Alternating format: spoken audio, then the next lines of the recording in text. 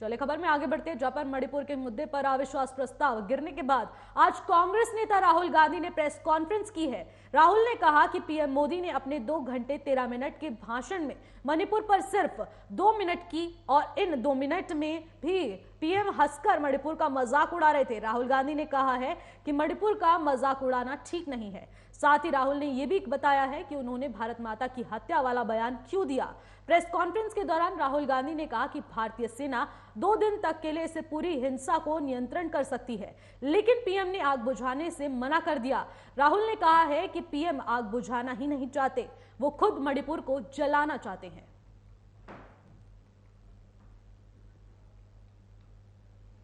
प्रधानमंत्री को ये पता नहीं लग रहा है कि हमारे देश में क्या हो रहा है।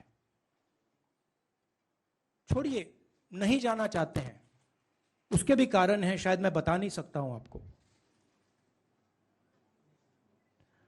उसके कारण हैं, मगर अगर जा नहीं सकते हैं तो मणिपुर के बारे में बोले तो। हिंदुस्तान की आर्मी, आप सब जानते हो, सेना को आप जानते हो, जो मणिपुर में हो रहा है, हिंदुस्तान की सेना उसको 2 दिन में रोक सकती है। 3 दिन नहीं लगेंगे। अगर हिंदुस्तान की आर्मी को कहा गया कि यह तमाशा बंद करो, 2 दिन में यह तमाशा ड्रामा बंद हो जाएगा। प्रधानमंत्री मणिपुर को जलाना चाहते हैं, आग बुझाना नहीं चाहते हैं। यह है सच्चाई।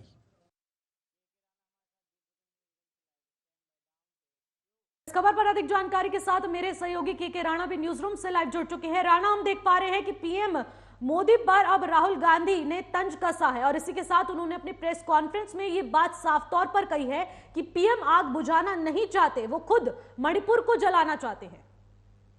बिल्कुल देखिए, राहुल गांधी ने आज 3 बजे के आसपास आकर उन्होंने प्रेस कॉन्फ्रेंस की और कल जो प्रधानमंत्री नरेंद्र मोदी ने सदन अपना 2 घंटा 13 मिनट का जो संबोधन उनका था, उसको लेकर उन्होंने जवाब दिया है और उन्होंने कहा कि प्रधानमंत्री नरेंद्र मोदी 2 घंटा 13 मिनट तक सदन के भीतर होते हैं, लेकिन महज 2 से 3 मिनट ही उनके पास मणिपुर पर चर्चा करने के लिए होती है और मणिपुर पर भी वो कोई सटीक जवाब नहीं देते हैं। वो सिर्फ कहते हैं कि हम भविष्य में बेहतर बनाएंगे, भविष्य में बेहतर मणिपुर में शांति स्थापित की जाएगी, शांति का सूरज निकलेगा। वो सिर्फ इस तरह की बातें करते हैं और इसी को लेकर उन्होंने कहा, राहुल गांधी ने कहा कि प्रधानमंत्री नरेंद्र मोदी वहां की आग को बुझाना नहीं चाहते हैं, बल्कि वो वहां की आग को भड़काना चाहते हैं।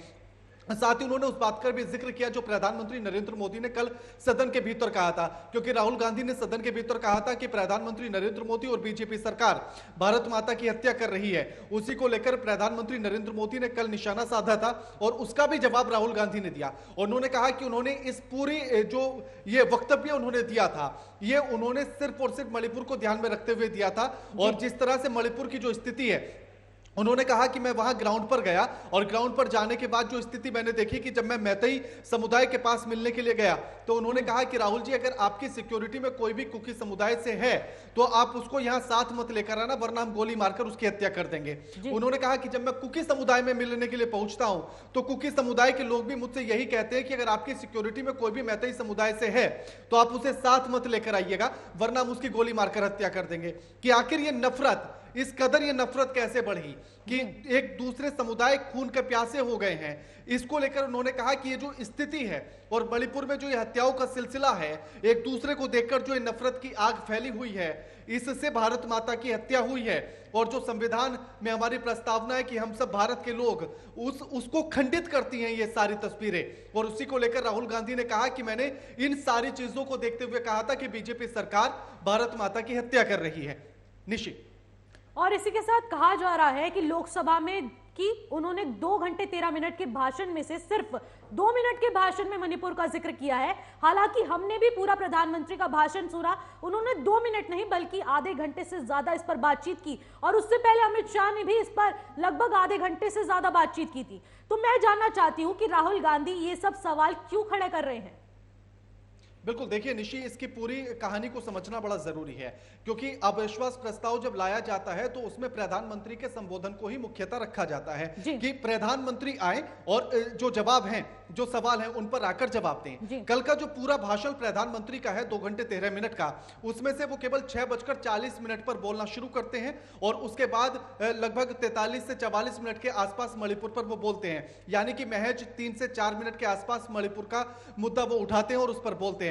उसके बाद फिर वो डाइवर्ट होकर राहुल गांधी के उस बयान पर चले जाते हैं जिसमें वो भारत माता की हत्या की बात कहते हैं। उसको लेकर पूरी कहानी वो रचते हुए सुनाते हैं। ऐसे में 1 से 1.5 घंटा, यानी कि अमित शाह का जो भाषण है उसको हमें हटाना होगा, क्योंकि अविश्वास प्रस्ताव के बीच में जो पूरी कहानी है वो प्रधानमंत्री के कंधों पर है और प्रधानमंत्री को जवाब देने के लिए अविश्वास प्रस्ताव लाया जाता है। और विपक्ष ने भी इस बात को पहले ही साफ कर दिया था कि सरकार को गिराने या सरकार को बनाने के लिए अविश्वास प्रस्ताव नहीं लाया गया है, ये सरकार का ध्यान मुख्य बिंदुओं पर आकर्षित करने के लिए अविश्वास प्रस्ताव लाया गया है और उसी के तहत ये पूरा चर्चा होनी थी। 3 दिन तक इस पर यह बहस चली, लेकिन प्रधानमंत्री नरेंद्र मोदी मणिपुर पर महज 3 मिनट से 4 मिनट ही बोलते हुए नजर आए। उसके बीच में सिर्फ वो कांग्रेस पर बोलते हैं, परिवारवाद पर बोलते हैं, भ्रष्टाचार पर बोलते हैं, नॉर्थ ईस्ट पर बोलते हैं, लेकिन मणिपुर जो उनके पूरी जुबान पर रहता है वो महज 3 से 4 मिनट रहता है, जिसमें लगभग वो 18 बार मणिपुर का जिक्र करते हैं और 50 बार कांग्रेस का जिक्र अपने उस 2 घंटे 13 मिनट के भाषण में करते हैं, उस संबोधन में करते हैं। और जो पूरी चर्चा थी, सदन को हमें उस तरीके से भी समझना चाहिए कि सदन इस देश की सबसे बड़ी पंचायत है और सबसे बड़े मुद्दों पर चर्चा करने का एक स्थान है।